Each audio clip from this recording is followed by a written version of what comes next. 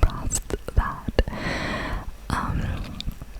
Now when you went, you signed this contract telling you that you cannot do this more than 25 times, but that contract, it's more like a recommendation and not really something that can, there's no regulation.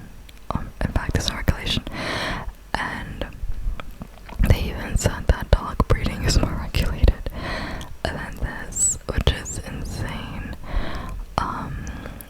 But yeah, it wasn't really against the law, technically. So yeah, he signed up to these groups and went to the sperm banks, and he even had this, he still has this YouTube channel, which we're gonna get into that later, because the back story, when you look deeper, it is actually kind of creepy. So yeah, he'd reach out to these ladies. They would be either in relationships or single, and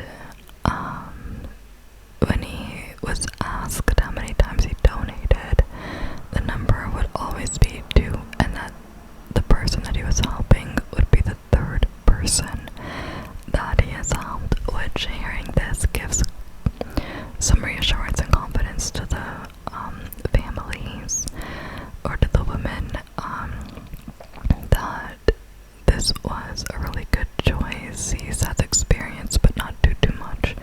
I mean, just 2 other families and me, great. That's a good number. It sounds good. He knew what he was doing, and they were in love with how he looked and how he presented himself, because, you know, he had a great head of hair. They kept talking about he has a great head of hair, and he seemed strong, healthy. There's no history of cancer or diseases in his family, so he was a really great choice. One of the ladies said, or a couple said, that they actually talked to another donor before they met with Jonathan, and the guy described himself as having a good brain, which I've never heard somebody say, I have a good brain. And so they went to go and meet this guy, and he just looked so creepy. They noticed that he had a scar, a line across the back of his head, almost like he had some kind of brain surgery or something, and he just struck them as odd, and they were like, no, our DNA is not mixing, no thank you. And then after him, they found Jonathan, and so yeah, everybody loved Jonathan as a candidate. He just seemed perfect. On his YouTube channel, he would always be in the wilderness somewhere or traveling. He'd be talking about how it's good to eat raw meat. He had a piece of raw beef and just bit into it, which, gross. He'd talk about cryptocurrency, how to grow your hair, or if you're going through hair loss, it's important to be in the sun. He just had different topics on his YouTube channel, and just speaking with the utmost confidence, and yeah, always traveling somewhere. And so anyways, he donated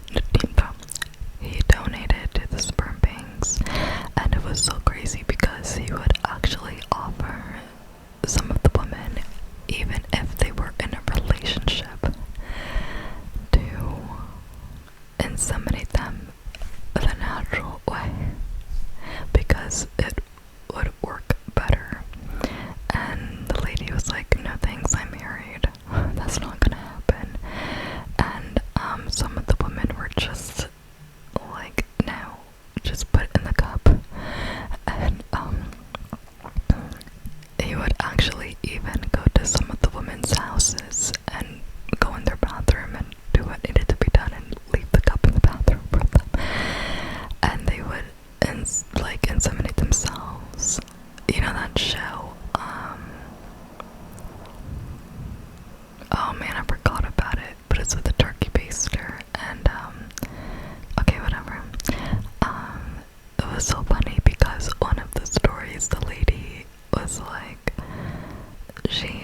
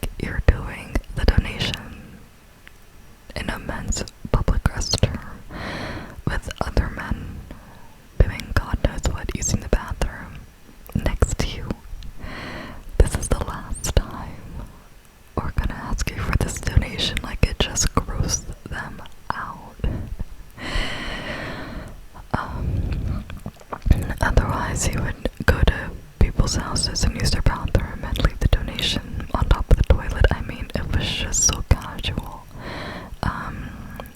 Yeah, and I don't know how much he got paid for this. It was interesting because I thought that doing these donations you actually did get paid a lot of money, but I don't think so. At least that's what they said in the documentary, because they were wondering how can he travel to so many places all over the world and you don't get paid that much from doing this, you know. He would offer to, you know, inseminate naturally because it was more effective. He would sometimes flirt with the ladies, and one of them actually did agree because she was single and she was like, yeah, why not? And she got pregnant the first time. And, you know, they had their kids, which honestly, that is a wonderful thing for people who cannot have kids naturally. When you become pregnant and you're able to, I think it's a very beautiful, beautiful gift, right? The only problem was, and one of the ladies said this, was that it no longer became a gift, but the amount of times that he was doing this for people, you start to hurt people now, because he went to all 11 clinics in the area in the Netherlands, and we're meeting with people in private, and eventually, you know, as their kids get older, I think one lady was a teacher, and she knew about 4 or 5 people, either in her not in her immediate circle, but a little outside of her immediate circle, like acquaintances who had a baby by this man. And she was at the park with her kid and talking to a parent, and it just seemed like that parent's kid looked so much like her son, and they were talking about the process of having their kids, and they were stunned, like, oh my goodness, I think our kids are siblings. How many times has this guy done this? So there was this group that was started when the information started to come out about him. The sperm banks started contacting each other. I'm kind of shortening everything because this was kind of long. Sperm banks started contacting each other as news spread, and it was found out that this guy, only within these sperm banks, had 102 kids. And on his YouTube videos, when you see him traveling everywhere, and he's always coming back to the Netherlands every month for 4 days to keep donating to these banks. And he went to South Africa. I'm gonna read you off the list of countries he went to. He went to South Africa, and they just loved having him there because the lady was like, how is he paying for these trips? And the bank in South Africa would actually pay for his stay, pay for his meals, everything, just so that he could stay there for some time to donate. So they were taking care of his travel. Now, this guy went to so many countries, and you think for his YouTube channel he's just traveling for adventure or something. No, no, no. He's on a mission. Okay, you ready? I'm gonna read off all these countries.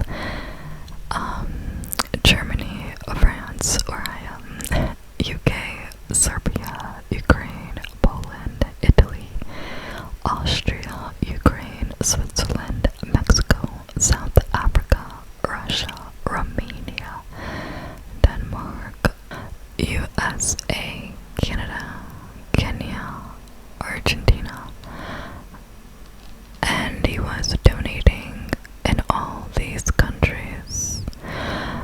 Now, he had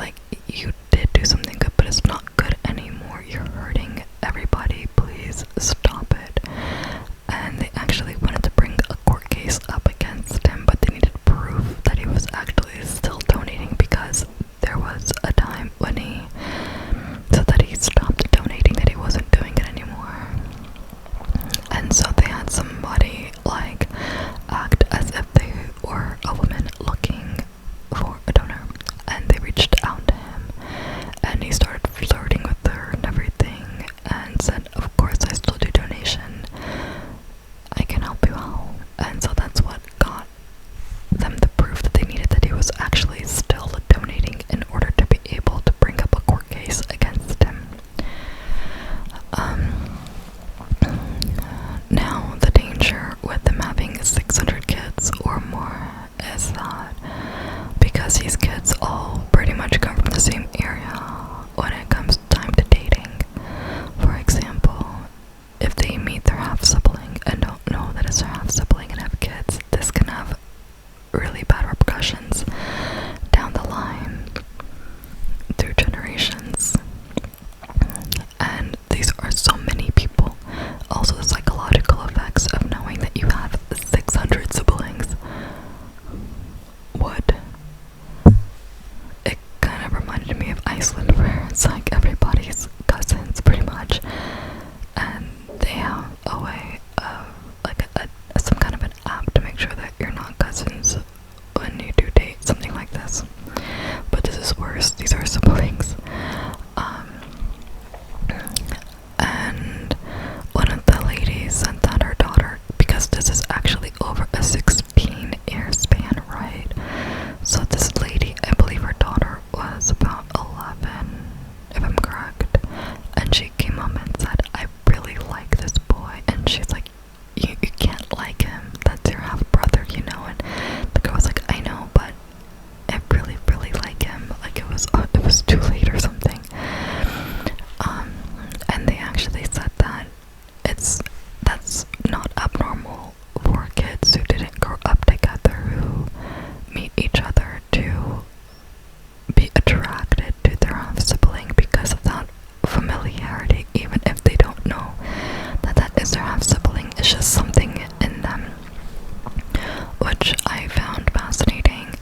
So this could have some very serious repercussions for years and years to come. But for him, it's almost like he's godlike, because he found his purpose. He's giving life. He has a meaning now. He has a legacy now. And back to his YouTube channel, it talks about everything that he believes in. And if you look at how he captions it, it's almost a message to his children in the future. And maybe I hope that they will follow him and listen to his beliefs, and kind of a culty environment is what one of the ladies actually said, which totally made sense. And I just feel it's a madman. It's a madman.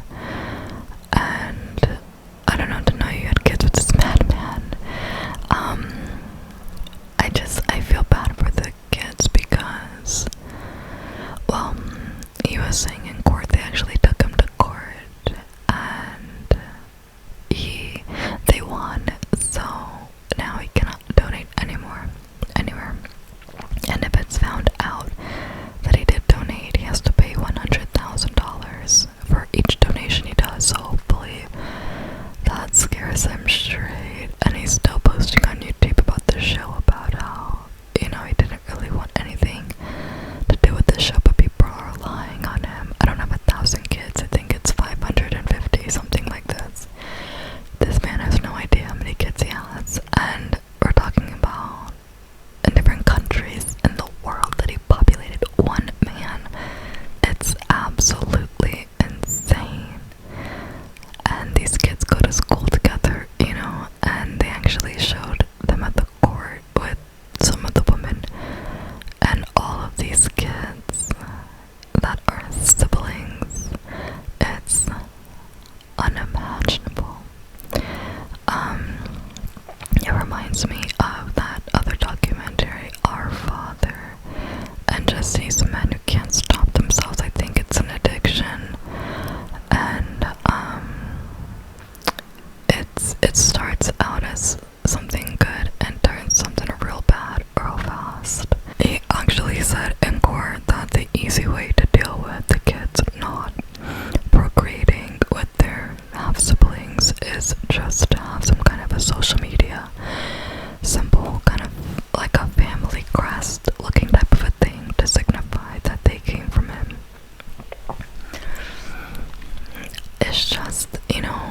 heard stories where people actually marry their cousin. Could be a distant cousin, but still their cousin nonetheless. And they're already married, they already have kids, or they're already in love and it's too late. So what if that were to happen? You just meet people outside and some spark happens and you find out that's your half sibling. I mean, it's just a mess. It's so many right in the same area. Oh my goodness. So that's it for that. I just think it's such a wild story. I'm actually going to cover another one of these, what I'm watching. I'm gonna talk about that Netflix show. I think it's the worst